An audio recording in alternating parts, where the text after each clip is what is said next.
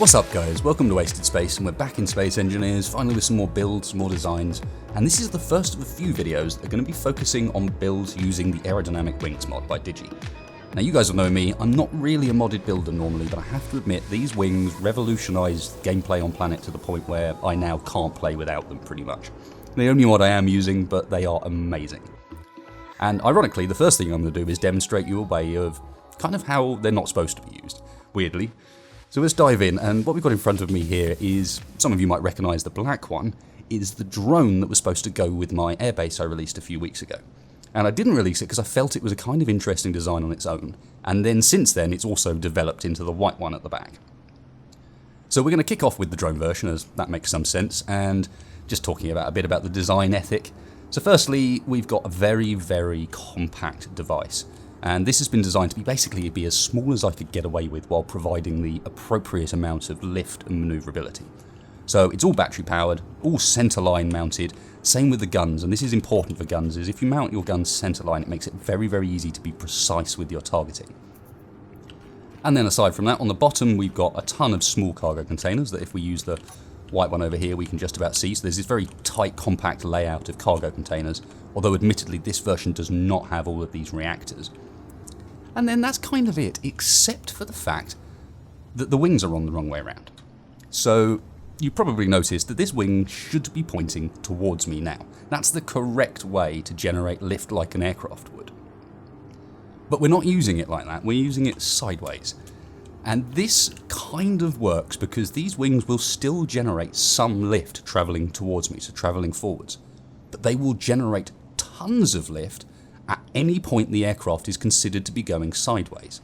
If you combine that with sort of some banking, so you bank into the corner, and you can get some incredible manoeuvrability out of these things. So it's easiest for me to demonstrate actually using the white one first, because obviously this is the one that I remade because I was having so much fun with it, I wanted a cockpit on it, honestly. So it's the same sort of deal, except it's been expanded, so on the bottom you can see much more reactors because we've dropped a battery, and battery's power density is amazingly good on small ships. So I think it's about 4.5 megawatts for one of these small ship batteries, and with these reactors only providing 500 kilowatts each, the batteries are really efficient. But in this case, and in this vehicle, it's being used to provide some overload protection. Basically, if at any point you're doing massive heavy maneuvers, it's the battery that's soaking up that extra need, not the reactors, and that way you don't need to have more reactors than would be efficient. But that's enough talking about it, let's go and have a fly. So I'm going to probably end up jumping to some pre-recorded footage for this because it is very lively and much better flown when you're paying attention.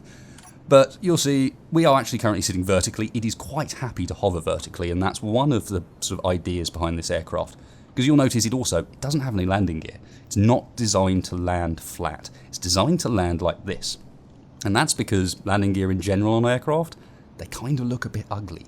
Especially you've got to use wheels or rotors, they ruin the performance of the aircraft, and they ruin the look of the aircraft. So I'm trying to avoid that. Anyway, let's fly this thing now. I love the view from in the cockpit, with the back of the engines pointing towards you and those reactors. And as you can see, we can just take off vertically. If I turn the UI on so you can get an idea of what speed we're going at, you can also get an idea of quite how quickly this can change direction and then accelerate again.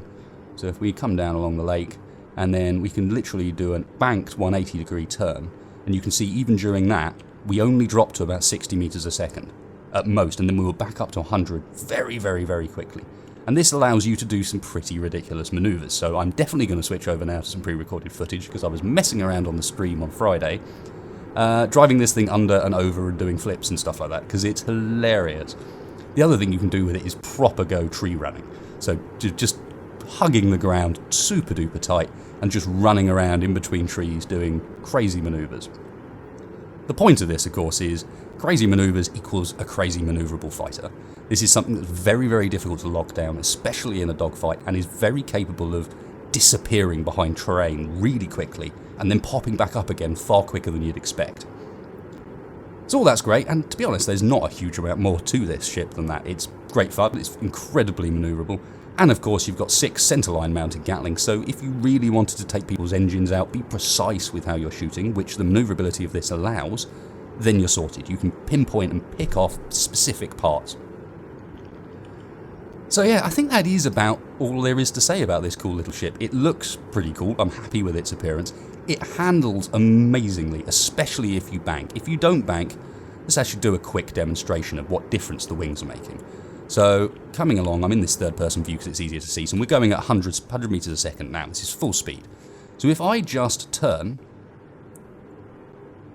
you can see not only have we stopped, it's struggling to slow us down, and we're going to drop for a bit before it has an opportunity to accelerate. It's fine, this thing's light enough, it can kind of make that maneuver, but it's ungainly.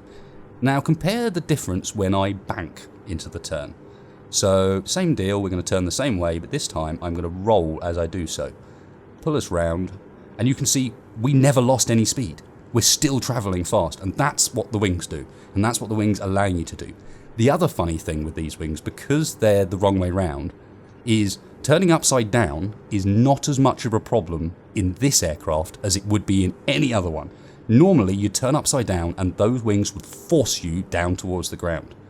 But they're sideways, so they don't have quite the same lift as they normally do to force you down, so you can get away with stuff that just doesn't work in standard aircraft.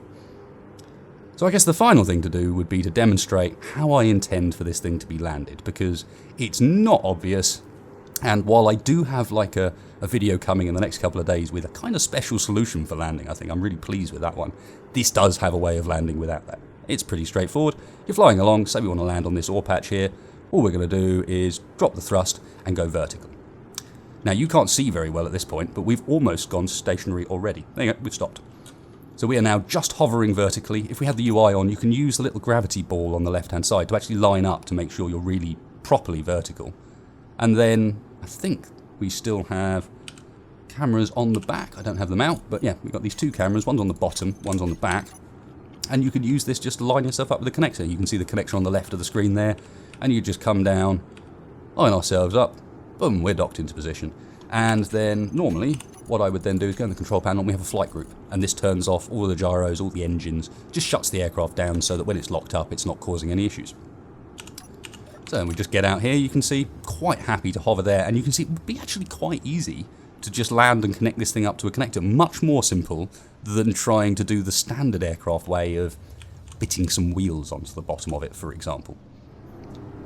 So I guess that's about it, guys. Kind of a cool little design. Will be up on the workshop, of course. I really recommend you go and have a play around with this, because yeah, you can do just such silly things, especially if you've got a city or a base you want to fly around. I imagine that would be amazingly good fun.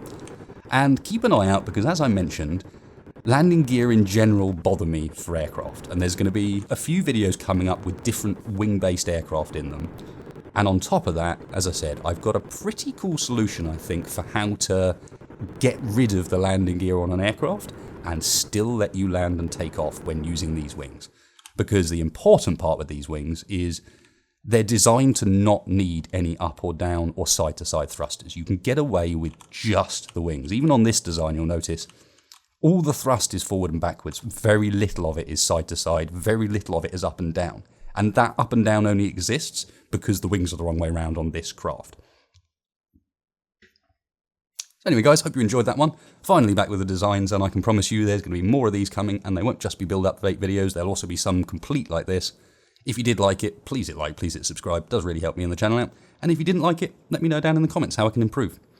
So yeah, thanks a lot, guys, and don't forget, check it out on the workshop.